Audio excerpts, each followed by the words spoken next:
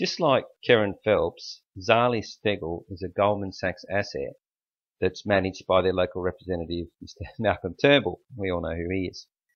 And Karen Phelps had a specific job to do. They put Sharma in. He's also an asset, and he purposely lost it so that she could win. And then she brought in that legislation to try and force an early election. It didn't turn out for them, but they certainly had a good go at it. And Zali Steggal, she has a specific project that she has been accosted to do or seconded to do. So her job is to get Tony Abbott out of politics. Now, the reason they want Tony Abbott out of politics is because they disagree with his policy of coal-fired power stations and cheap electricity for Australians. So Tomago and Gladstone aluminium smelters can stay open and all local businesses can try and stay in business.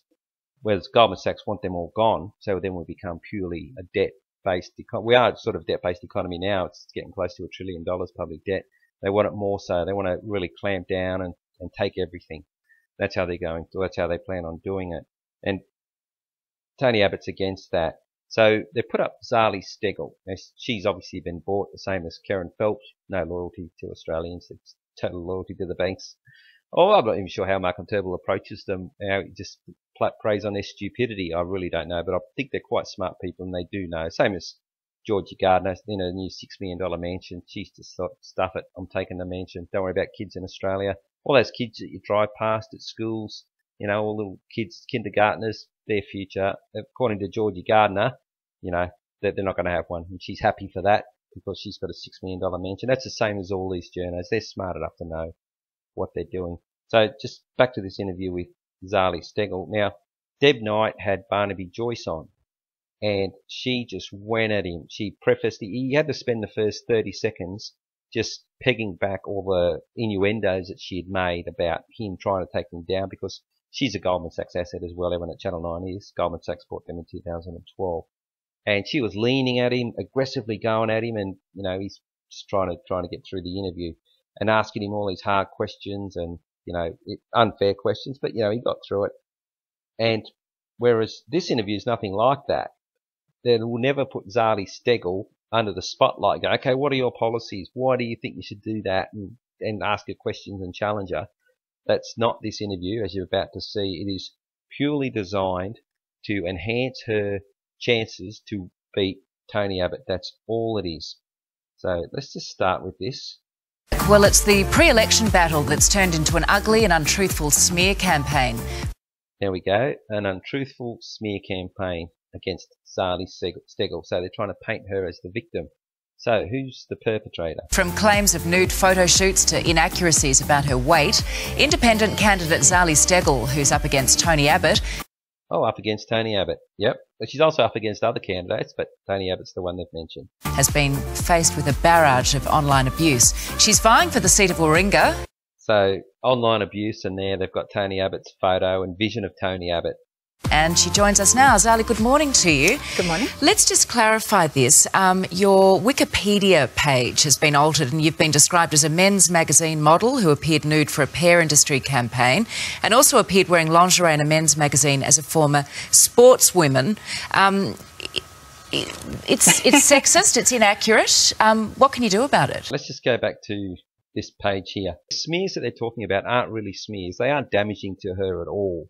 She appeared nude for a pear industry campaign, appeared in Penthouse Black Label magazine, and appeared wearing lingerie in men's magazines as a former sportswoman. No one's going to care about that. That was a lot of years ago, and it has no bearing on how good a politician she's going to be. But they're building this up as though it is a smear, and they've actually created this smear. I went through, and you can do it yourself. Go and have a look at the page history of Zali Steggal's Wikipedia. It happened on the 10th of March at 5:09 a.m. was when this sort of stuff started to appear, and it finished the following day. And once they got this screenshot, it all then got reverted back to her normal page. So they manufactured this page on Wikipedia for this interview, and they're actually quite true. Those three things that they've got there. If we have a quick look, so there we are. Black Label, Penthouse, bronze. Aussie Snow Queen, Zali Steggal. So tick on that one. We've got here Inside Sport. There she is in lingerie. Zali Steggal. Yeah. and a pair of nudes. Now, the only inaccuracy was that she was semi-nude and not nude. But we can tick this one off as well. So clearly those three things are basically true, but they're not smears. But they're being built up as smears, and they had to take them off Wikipedia because they were so bad. Yet at the same time, people knowing them still not going to affect the election. So if they put them out there in this interview, they know that it's not going to affect her because they're trying to enhance her chances. So let's just see how they use it throughout this interview. It's sexist, it's inaccurate. I'll just pause it there. It's sexist, inaccurate. And if you read, I can't quite see along the bottom where I've got the screen recorder, but it's got Zali Steggal taking on Tony Abbott. So while they're saying all this. What can you do about it? Oh, look, Wikipedia, at least you can get them to change it and lock down the page, so that's fine. But it's more what it means and what kind of leadership are you inspiring if your followers think that that's a way to win an election. So she's talking about followers of Tony Abbott because they've had Tony Abbott's vision up. Down at the bottom they had some text talking about Tony Abbott. So that's who they're implying. I think what it says is actually, and I think someone like Mr Abbott should be calling it out and really saying that that kind of behaviour is unacceptable. Why should he call it out? There's no proof that he had anything to do with it or any followers of his had anything to do with it. And it's most probable that it was Goldman Sachs doing this for this interview to help you get elected. It's that fear and smear. People are tired of it and it's time to move on. Who's behind it? Well, again, trolls are always anonymous. You know, I assume it's not people that have represented their country at the Olympics and done great things. Yeah, it's not you, is it? No. Well, you know about it. And maybe you didn't do it directly, but you would certainly know it was done on your behalf. What's your suspicion? Look, there's no doubt about it that it's from an opponent's point of view. So, again, I wouldn't want to point fingers at who. She wouldn't want to point fingers. They just had Tony Abbott's face all over this story, had his name at the bottom, but they're not pointing fingers. It is, but we know Advance Australia are running ads where they're openly lying about my campaign platform, my position on policies. Now, so she's just got this stage. Well, it's all scripted anyway. But they just got this stage here to promote her. Anyone that's against her is going to be exposed. This isn't an interactive question and answer about her policies and the upcoming election. This is purely a hit piece on Tony Abbott. And they're now throwing in some other people that are against her in Warringah as well. The reality is I'm just giving Warringah a choice to move on to a more positive future. Yeah, okay. What is that? What is a positive future without any detail?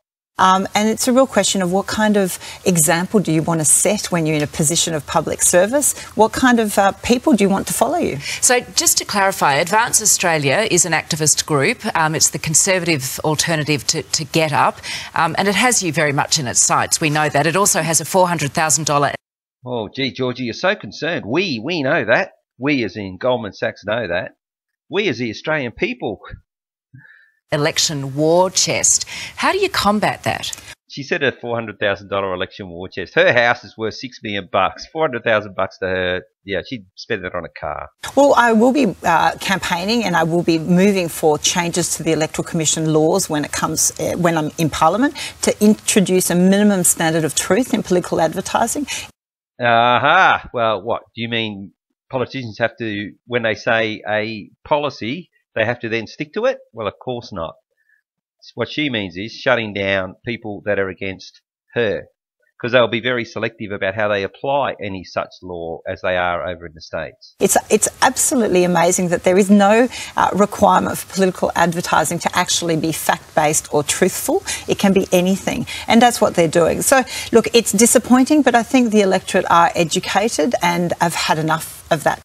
Well, if they're educated and there's a lie put in front of them, they would be able to pick it out, wouldn't they? Why would you need to legislate that? Type of behaviour. They want positive policy, they want a positive future, and that's the opportunity I'm giving them to move on. You, of course, have been accused of being aligned with Get Up, are you? No, not at all. In no shape or form? No shape or form. No donations, no favours? No donations, no favours. They are...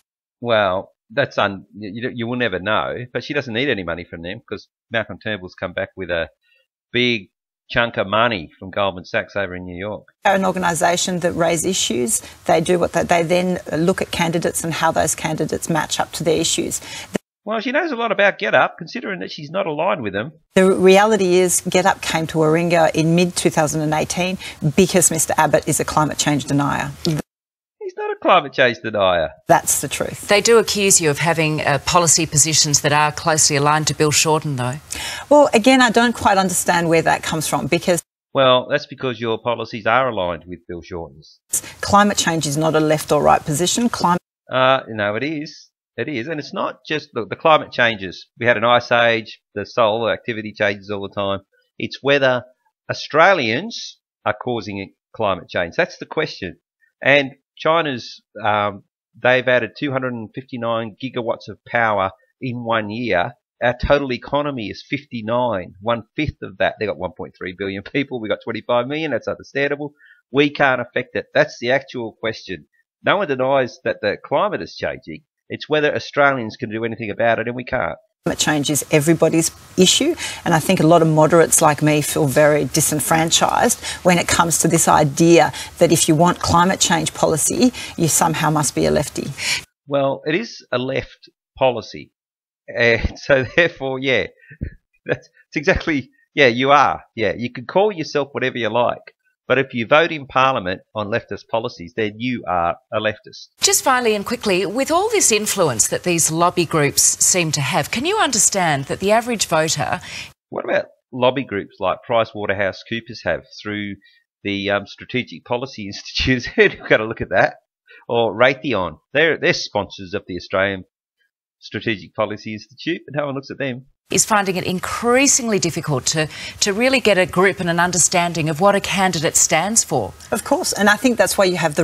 Well, we don't know what she stands for because she hasn't mentioned it. Rise of strong independents, especially independent female candidates. Why especially independent female candidates? Because the public has had enough of the hidden agenda within the parties. Oh, because women don't have hidden agendas? No, not at all.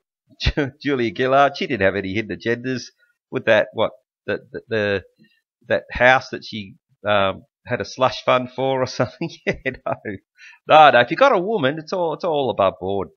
Of sort of what the power plays and the personal ambitions, and they actually want representatives that are there to represent the people of their electorate.